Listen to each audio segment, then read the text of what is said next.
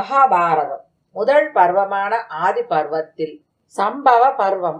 அத்தியாயம் 79. சுக்ராச்சாரியார் தன் மகள் தேவயானியை பார்த்து, மகளே, என் வித்தை ஈடு இணையற்றது. எனது ஐஸ்வர்யமே அதன் பலன். என்னிடம் தீனத்தன்மை, போக்கிரித்தன்மை, தீமை மற்றும் அதர்மம் நிறைந்த நடத்தை கிடையாது. மற்றவர்களின் கடுமையான சொற்களை சகித்துக் கொள்பவன், இந்த உலகினை வென்று விட்டவன் என்பதை அறிந்து கொள்.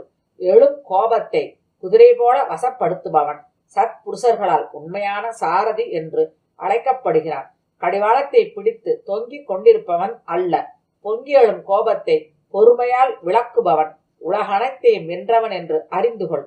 பாம்பு பழைய சட்டையை உரிப்பது போல கோபத்தை பொறுமை மூலம் துறப்பவன் சிறந்தவனாக கருதப்படுகிறான்.